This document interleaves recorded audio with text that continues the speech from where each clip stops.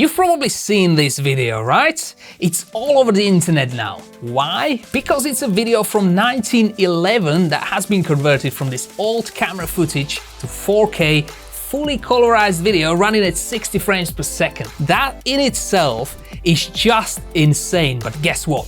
All of that was done automatically by using AI or artificial intelligence. That immediately got me interested in how to do this. In this video, we're gonna convert this into this. By the end of this video, you should be able to convert any black and white footage into 4K, 60 FPS, fully colorized video by using AI on your own computer.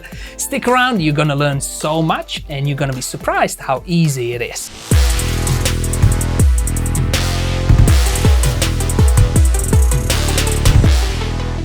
Hey, what's going on everybody? Tom here with another video for you, my fellow creatives. This tutorial is very special because we are going to look into AI plus video. It's something that quite honestly blows my mind. If you are interested in mind-blowing content for creatives or learning tools like After Effects, Premiere and so on, hit the red subscribe button below and also that little bell icon next to it so you get notified when there is a new cool video on our channel. Right, so first let's talk about what we're going to be doing, what tools you're going to need and what is the most important computer hardware when it comes down to AI. As you saw in the intro section, this video from New York was originally recorded in 1911 by a Swedish company on their trip to America. And this one was created by Denis Shiraev by applying different AI tools to create the final look. One was used to change the original frame rate to 60 FPS, another one for colorizing the footage, and another one for upscaling it to 4K. Now, I've spent some time playing with different techniques for this tutorial because when it comes down to AI,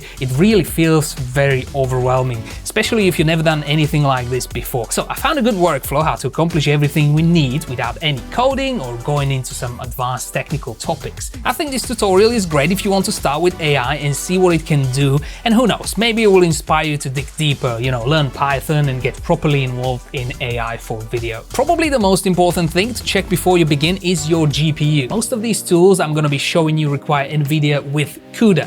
You can check if your card supports CUDA on this link over here. I'll also put it in the description section below. It's an official NVIDIA page with the current list of CUDA supported GPUs. Unfortunately, CUDA is only supported on NVIDIA cards, so if you have AMD GPU, most of these AI things won't work on your machine. There are ways how to overcome this, like running it on a virtual machine. I'll talk about it briefly as we go through these steps. First, we're gonna get the footage and prepare it by removing duplicate frames, stabilizing it, removing scratches, and use AI to convert this choppy, low FPS video into butter smooth 60 frames per second by using a tool called DainApp. Then we add color to it by using another tool called DeOldify, which can automatically add color to our original black and white footage. Then we're gonna take that and upscale it to 4K by using an app called Gigapixel, and finally we're going to tweak the final result in After Effects. It's way less complicated than it sounds, so don't get scared, it's not going to be difficult at all. For this video I'm going to use the same footage of 1911 New York just to show you that you can achieve exactly the same effect as Denis did in his original video, but of course this will work with any other footage as well. My personal recommendation for finding these old videos is either from BFI website or archive.org. Both of them are absolutely stunning. I especially love how you can search BFI by using this interactive map. You can find anything there. It's like Netflix of all times. It's really great. The first thing we need to do with this footage is to cut out the segment that we're going to be working on. Look, the video is 8 minutes long, so forget about doing all of that in one go. So let's jump to Premiere or whatever else you prefer, import the video there and cut out a section that you want to use. Now, this is an old footage, so it's very likely it's not 30 FPS, but something lower like 10 or 15 frames per second, but it was converted into this fake 30 FPS somewhere in the process of that video being, let's say, on YouTube. What that essentially creates are these duplicate frames. This is a problem for us because we really need to think about AI and time it will need to go through every single frame. You don't need to feed it duplicate frames as it will take longer, plus AI might produce these weird results, so let's get rid of them. Select your sequence and make sure the end of that sequence is set like this, and then go to File, Export Media, or Ctrl+M. We don't need to do much here, just select H.264, disable audio as we don't need that, and set our export path and name over here. Let's say we're gonna name it original footage cut.mp4. The easiest way to remove these duplicate frames is to use the latest version of DainApp that comes with duplicate frames removal built in. Now you might be thinking, hey, you said DainApp is for converting our footage to 60 FPS, and you are right. We're gonna use it later in the process to do that, but for now we just need to remove the duplicate frames first. So Google DainApp, go to this page and then click on the Patreon link. Why? Because we need the latest version that seems to be only available on Patreon at this point. You don't need to pay anything, but it would really help the team behind this project to keep working on updates. So if you plan on using DainApp more often, I suggest you chip in and help these guys this way. Right, so scroll down and find the latest version. Click on it, then click on download. When it's done, unzip it, get inside and right click on this exe file and choose run as administrator. Okay, so let's browse for our footage and make a note of this original FPS that is displayed over here. We're gonna need it in a second. Select output folder and then click on step 1, create frames. This is going to export our MP4 into this PNG image sequence. Head over to DainApp again, choose a different folder for export, and this time select remove duplicate frames here. DainApp is going to identify and remove all duplicate frames, so that means we will end up with less frames, and that means our footage will look faster. Because it probably removed half of the frames, it will be twice as fast, but you don't have to worry about this as we let AI to recalculate these frames later. What you do need to know is the actual FPS of this new footage without these duplicate frames. So in this folder we ended up with a lot of these PNG files. So if you select all of them, it will tell you the total number of them. Let's just get rid of this last one as it's just a black screen. So in total, we have 445 frames. This is the total number of frames coming from that original footage before we removed any duplicates. So write this number down and then look inside of that exported folder where we exported the footage without duplicate frames. If you select all of them, you will see there is 228 files minus the last black one, it's 227 frames. Divide these two numbers, small by large, and that is your multiplier. You're gonna need this multiplier to multiply the original FPS value, remember the one we got when we loaded the original footage into DainApp, and we get something around 15. This means our new footage with removed frames is in fact 15 FPS. This is going to be useful in just a second. Just remember, this is not a universal number, so it could very well be that your original footage was 30 FPS, you removed duplicates and you calculated the final FPS to be, let's say, 10 or 20 or whatever. Of course, this usually only applies to old footage that has been converted to higher FPS by using frame duplication.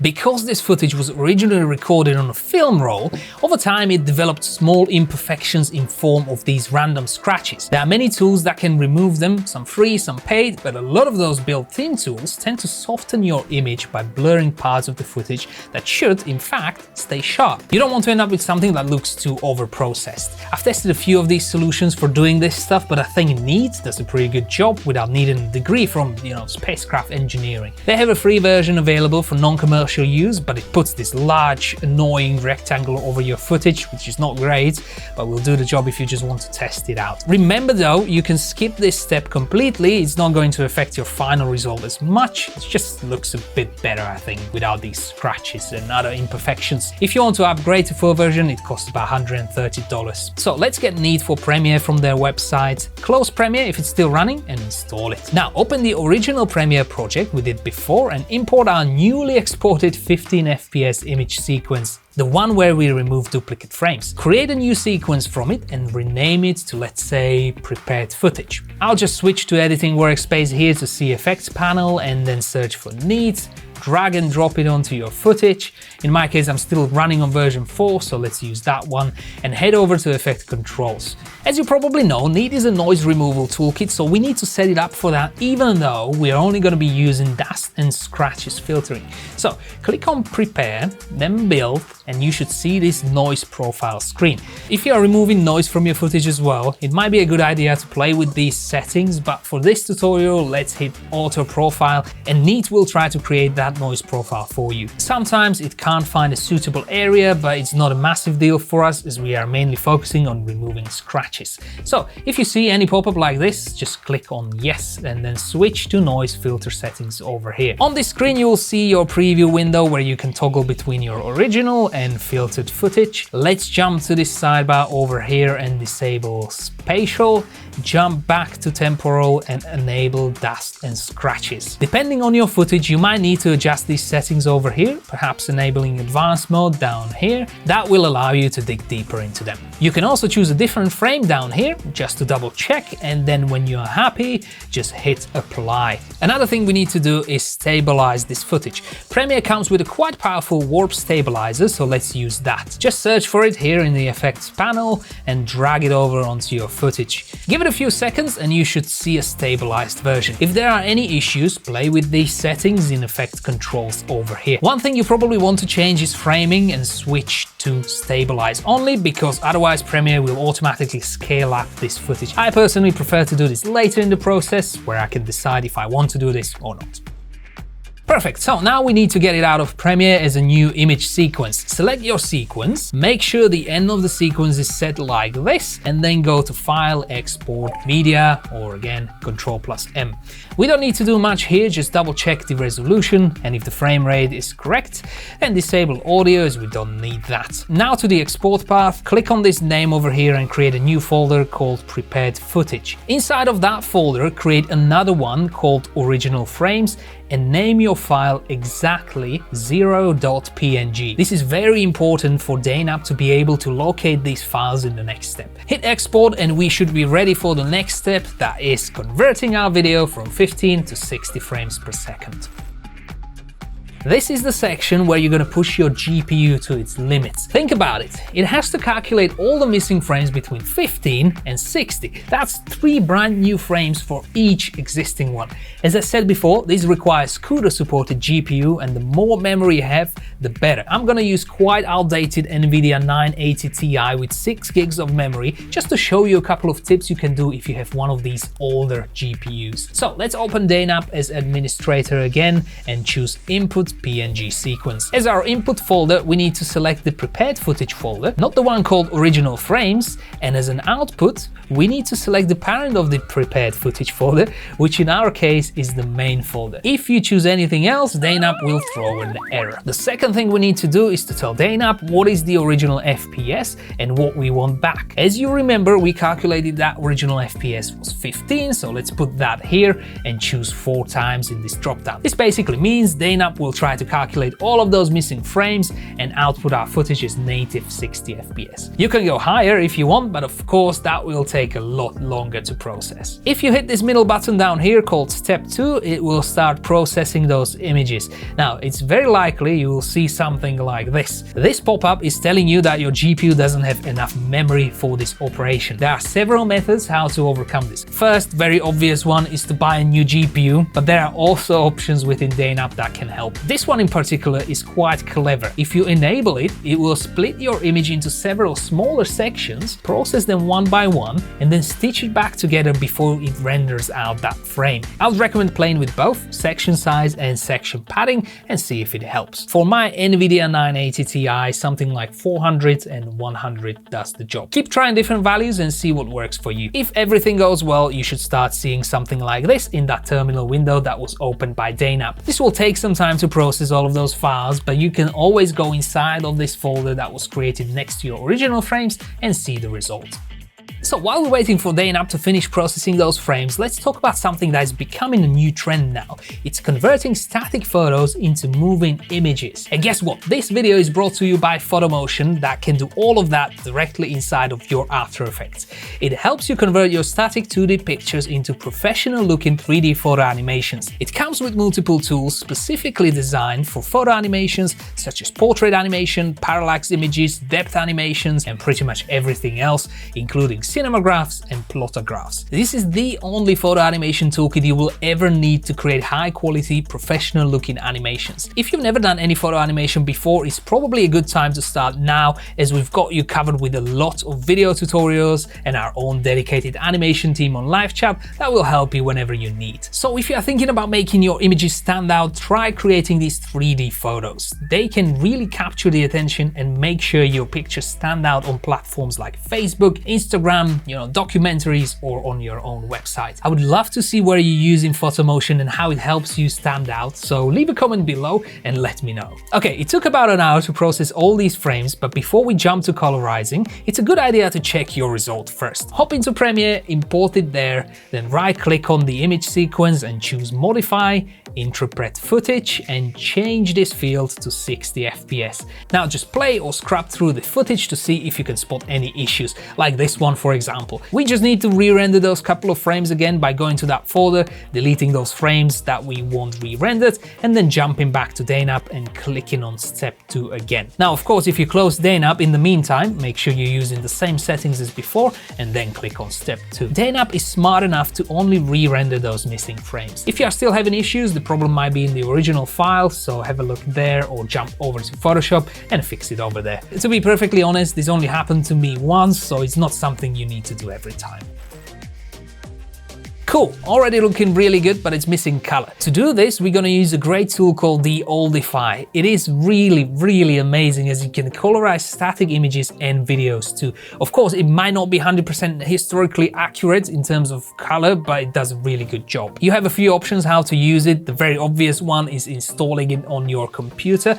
Mind you, this is quite difficult to do on a Windows machine. I've done it on my EC2 instance running on Linux, but the problem there is with the pricing. See, DeOldify needs a powerful GPU too, and of course those EC2 instances are quite expensive. Well, it depends how often you need them, but there's a better option that is actually free. Some good people created Colab Notebook for DeOldify so we can use it for free, as it runs on machines provided by Google. Sounds too good to be true? Well, it's actually quite good and simple to set up as well. First, we need to export our 60 FPS image sequence into video and upload it to YouTube, Vimeo, Twitter, Dropbox, or your own server. Just be careful here, because as soon as you upload that video on sites like YouTube, it's gonna get compressed in a quite significant way. Just look at this example. This is the original video, and this is the one that DeOldify downloaded from YouTube. So to avoid this issue, I'm gonna use Dropbox to host this file instead, because Dropbox doesn't compress your videos, and therefore DeOldify will download the original footage before adding color to it. Okay, so let's jump to Premiere, select your sequence, make sure you have the endpoint here,